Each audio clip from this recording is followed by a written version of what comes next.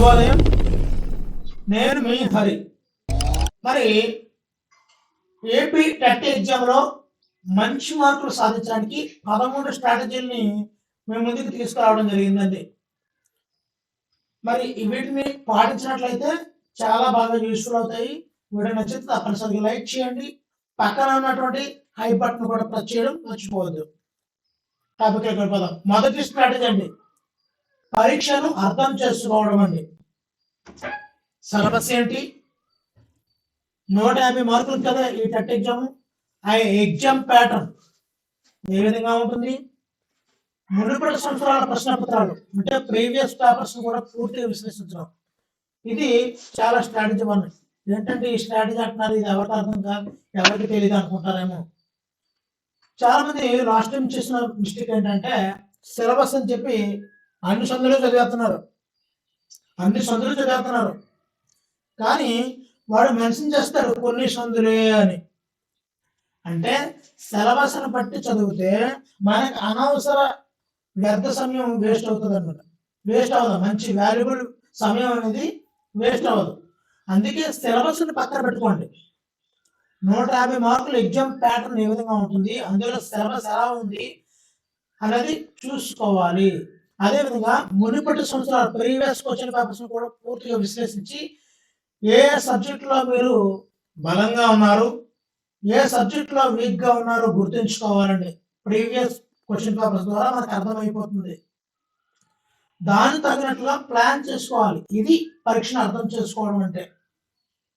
అరే నేను ఈ సబ్జెక్ట్లో కష్టంగా ఉన్నాను, ఈ సబ్జెక్ట్లో నేను ఈజీగా చేయగలుగుతున్నాను, కాబట్టి దీనికి ఎక్కువ టైం పట్టాలి, దీనికి పర్వాలేదు అని మనం విశ్లేషణ చేసుకోవడమే పరీక్షను అర్థం చేసుకోవడం. కొన్ని కాన్సెప్ట్లు ఉండవండి. మనము టెక్స్ట్ బుక్లో ఉన్నాయన్నీ కూడా సిలబస్లో ఉంటుంది అనుకోకూడదు. రెండు డిఫరెంట్ అండి. కాబట్టి సిలబస్ని ప్రింట్అవుట్ తీసుకుని పక్కన ఉంచుకోండి. రెండోది, స్టడీ ప్లాన్ తయారు చేసుకోమనడండి.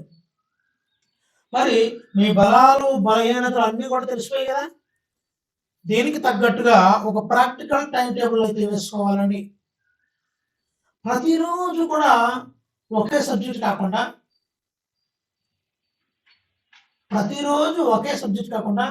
ప్రతి సబ్జెక్టుకు కూడా సరైన సమయం కేటాయించాలి. ఏంటంటే సరైన సమయం అంటే చెప్తాను, అదంతా రోజంతా ఒకే సబ్జెక్ట్ చదవకూడదండి.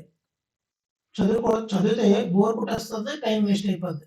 ఎలా అంటే నీకు ఒక డజన్ అరటిపళ్ళు ఇచ్చాను, తిను అని ఇస్తే మొదటి 2 అరటిపళ్ళని లేదా 3 అరటిపళ్ళని చాలా హ్యాపీగా తీయగా ఎంజాయబుల్గా తింటాం.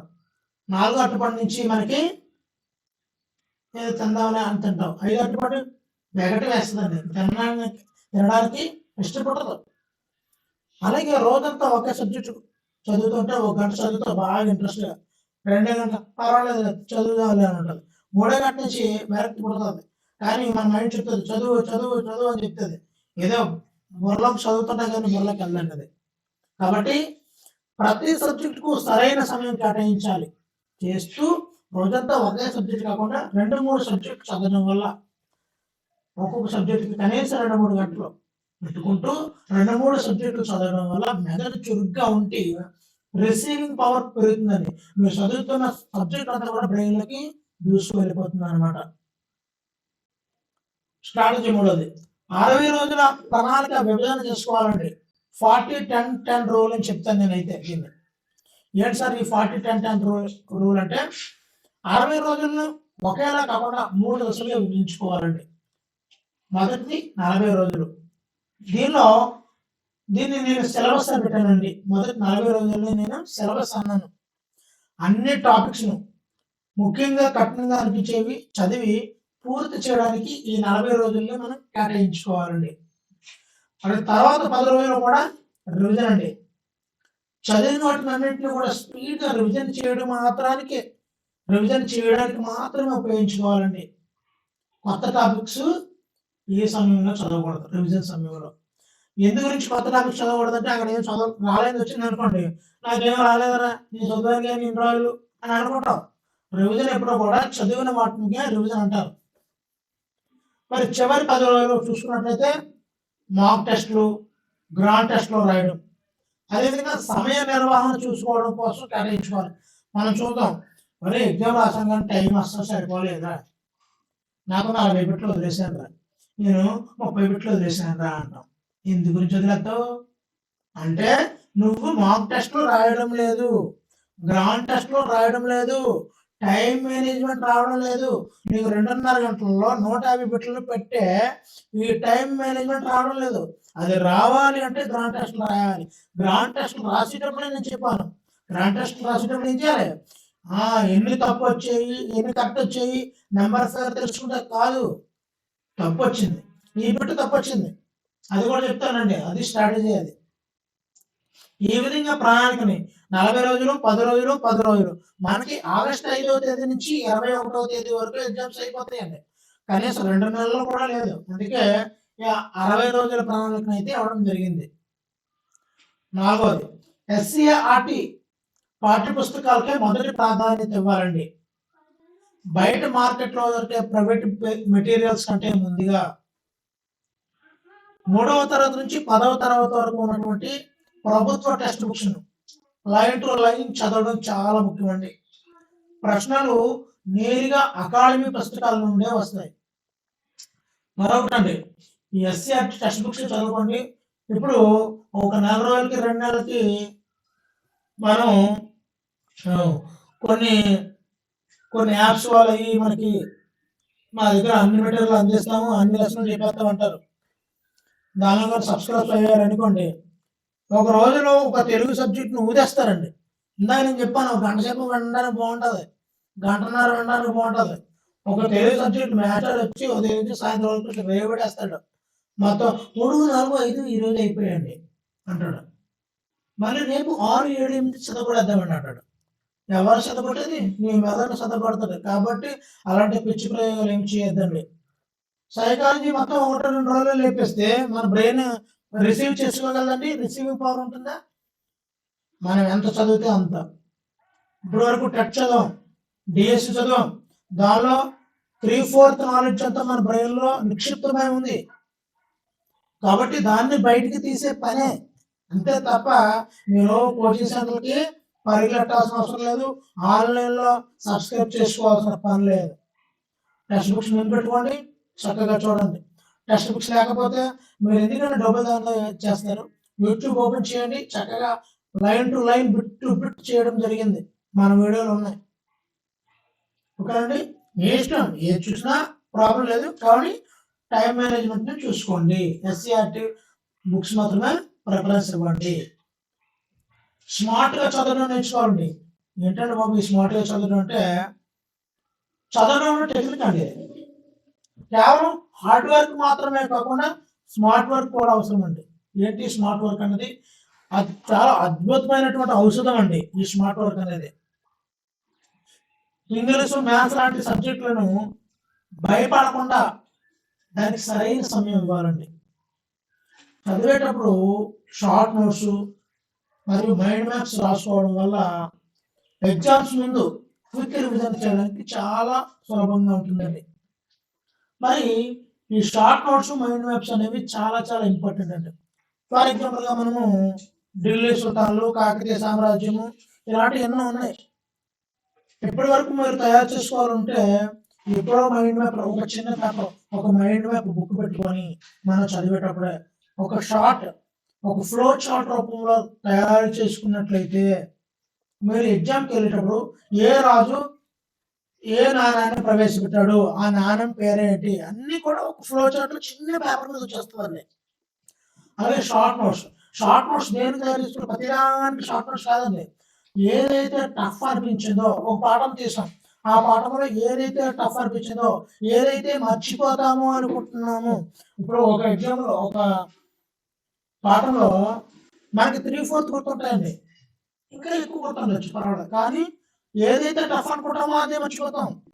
ఆ టఫ్ని మనం ఏం చేయాలి, షార్ట్ నోట్స్ రూపంలో రాసుకుంటే ఎగ్జామ్కి వెళ్ళేటప్పుడు ఒక్కసారి ఆ షార్ట్ నోట్స్ ఎలా తిప్పుతాము అలాగే మైండ్ నోట్స్ తయారు చేయాలి.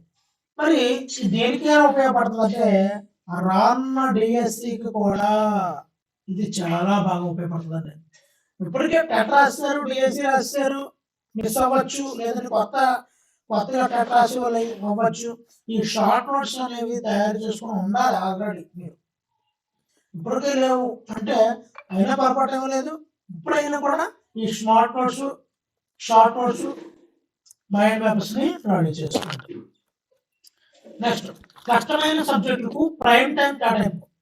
ఏంటంటే ఈ ప్రైమ్ టైం ఇది మనకి తెలియదు కానీ చాలా బాగా ఇంపాక్ట్ చూపిస్తుందండి ఈ ప్రైమ్ టైం అనేది. ప్రైమ్ టైం అనేది చాలా మీ మైండ్లో అత్యంత చురుగ్గా ఉండే సమయం ఉంటుంది కదా, మంచి బ్రెయిన్ యాక్టివేట్ సమయం, దీనిని మనం ప్రైమ్ టైం అంటారండి. కొంతమందిలో ఇది ఉదయం పూట ఉంటుంది, కొంతమందిలో ఇది రాత్రి పూట ఉంటుందండి. మరి అలాంటప్పుడు మనం కష్టమైన సబ్జెక్టులు పెట్టుకోవాలండి. మనం ఏదైతే టఫ్ అనుకుంటున్నామో ఆ సబ్జెక్టులని ఆ ప్రైమ్ టైంలో ఉపయోగించుకోవాలి. నీరసంగా లేదంటే నిద్ర వచ్చే సమయంలో సులువైన సబ్జెక్టులు, మీకు ఏదైతే సులువు అనుకుంటున్నారో ఆ సబ్జెక్టులు పెట్టుకోండి. అప్పుడు స్ట్రాటజీ కరెక్ట్గా వర్కౌట్ అవుతుంది. మరి నేను ఈరోజు ఈ సబ్జెక్ట్ మొత్తం చదివేసుకోవాలి అని అనుకుంటే మీ ఇష్టం. నెక్స్ట్, బోధనా పద్ధతిలో చదవడం చాలా చాలా ఇంపార్టెంట్. బోధనా పద్ధతిలో చదవడం ఏంటి? ఈ బోధనా పద్ధతిలో చదవడం అంటే ఏదైనా ఒక టాపిక్ చదవండి, తర్వాత దాన్ని వేరొకరికి బోధించేలా. ఇప్పుడు మనం ఎక్కడికైనా డెమో లెసన్కి వెళ్తాం, డెమో లెసన్కి వెళ్ళినప్పుడు ఎలా చదువుతాము, ఏ ప్యాటర్న్, దేని తర్వాత ఏది, దేని తర్వాత ఏది, ఎలా చెప్పాలి అనేది ప్రిపేర్ అవుతాం. వివరించేలా ప్రిపేర్ అవ్వడం అనేది చాలా అత్యుత్తమైన పద్ధతి అండి. ఇంతకుముందు చెప్పాను నేను కాకతీయుల గురించి కానీ, ఢిల్లీ సుల్తాన్ గురించి కానీ, ఇలా బ్రిటిష్ సామ్రాజ్యం గురించి కానీ పాఠాలు చదివేటప్పుడు దానికి సంబంధించినటువంటి ముఖ్యమైనటువంటి ఎగ్జామ్స్ నోట్స్ తయారు చేసుకోవడం. ఇందాక చెప్పాను షార్ట్ నోట్స్ అని, కాన్సెప్ట్ అర్థమయ్యేలా చార్ట్స్ ఇలా తయారు చేసుకుంటూ మైండ్లో తయారు చేసుకోవచ్చు, లేదంటే ఒక ఫ్లో చార్ట్ తయారు చేసుకోవచ్చు. ఇలా ప్రిపేర్ అవ్వడం వల్ల సబ్జెక్టు మెదడులో బలంగా నాటుకుపోతుందండి. ఇలాంటి నోట్స్ తయారీ టెట్గా కాకుండా భవిష్యత్తులో డిఎస్సి కూడా ఒక అద్భుతమైన వనరుగా మారిపోతుందండి. ఈ బోధనా పద్ధతిలో చదవడం అంటే అదే bit to bit, line to line చదవడం కాకుండా మనం ఎక్కడైనా డెమో లెసన్ ఇస్తున్నామా అని చదవడం వల్ల ఈ టెక్నిక్ అనేది చాలా బాగా ఉపయోగపడుతుందండి. నేను చేసింది కూడా ఇదే మధ్య అనమాట. క్రమం తప్పకుండా ప్రాక్టీస్ చేయడం అండి.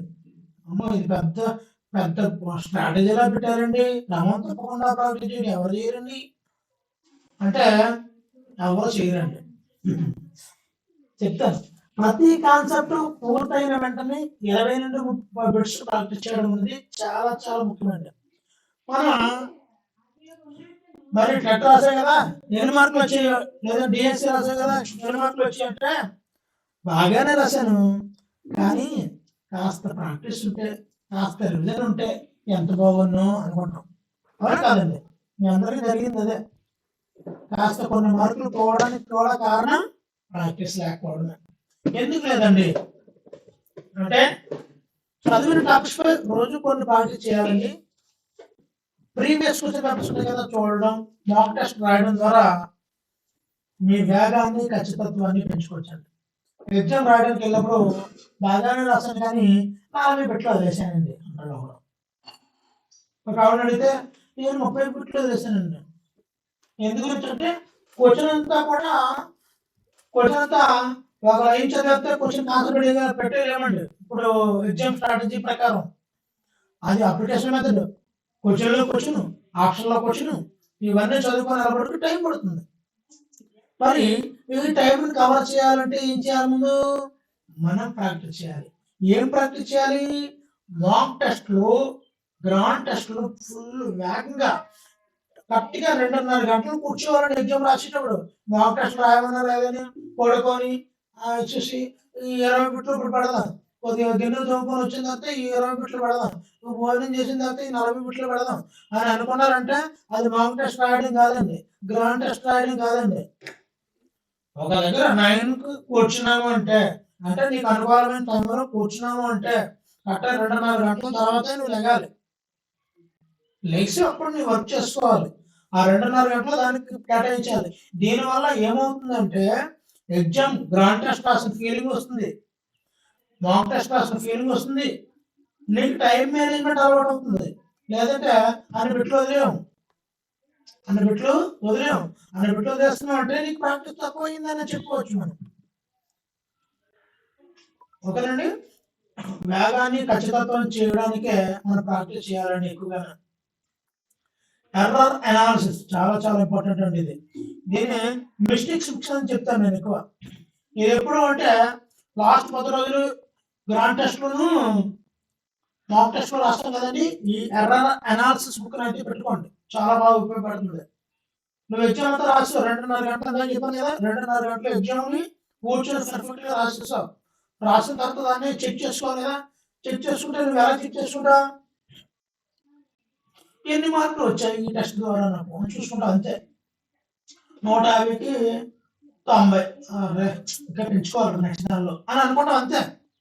కానీ మనం చేయాల్సింది ఏంటి, అది కాదు, ఏ ప్రశ్నలు తప్పు చేశాము, ఎందుకు తప్పు చేశాము, ఎందుకు తప్పు చేసాము అనడంలో చాలా క్లారిటీ వస్తుంది. ఆ కాన్సెప్ట్ నువ్వు చదవక తప్పు చేసావా, ఆ కాన్సెప్ట్ పూర్తిగా తెలియక తప్పు చేసావా, ఆ బిట్లో వచ్చిన కాన్సెప్ట్ ఆ బిట్ని చదివేటప్పుడు కన్ఫ్యూజ్ అయ్యి తప్పు చేసావా, లేదంటే ఆ బిట్ని ఆదరాబాదరాగా చదవడం వల్ల తప్పు చేసావా, బిట్ నీకు అర్థం కాక తప్పు చేసావా అన్నది క్లారిటీ రావాలి, అనేది విశ్లేషించుకోవాలి. ఇప్పుడు సపోజ్ క్రింది వాటిలో సరైనది ఏది సరికాని ఏది క్వశ్చన్ మొత్తం చదవం, అది నెగిటివ్ అడుగుతాడు కానీ మనం పాజిటివ్ కింద ఆన్సర్ ఏంటో అక్కడ పెడతాం. అరే నేను ఇది అనుకున్నాను, ఇది ఇచ్చాడా, ఈజీ బిట్టు పోయింది అనుకుంటాను.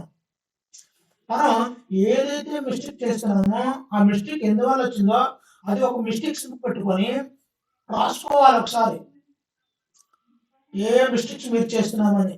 పరీక్షకు వెళ్ళే ముందు ఒక్కసారి ఈ మిస్టేక్లు చేస్తున్నానని ఒకసారి చూసుకొని వెళ్తే చాలు, మరలా మిస్టేక్స్ రమ్మన్నా రావు. స్ట్రాటజీ పదవి రివిజన్ అండి. చాలా మంది ఇక్కడ పొరపాటు పడుతున్నారండి. కొత్త విషయాలు చదవడంతో పాటు పాతవి మర్చిపోకుండా ఉండాలంటే రివిజన్ చాలా ముఖ్యమండి. ముఖ్యమైన ఫార్ములాలు, కాన్సెప్ట్లు వారానికి ఒకసారి తప్పనిసరిగా రివైజ్ చేయాలి. చాలా మంది అంటుంటారు ఎగ్జామ్ బాగా రాశాను కానీ రివిజన్ ఉంటే ఇంకా ఎక్కువ మార్కులు వచ్చేదిను అని అంటుంటారు. కానీ తప్పండి, అది ఫుల్ తప్పది.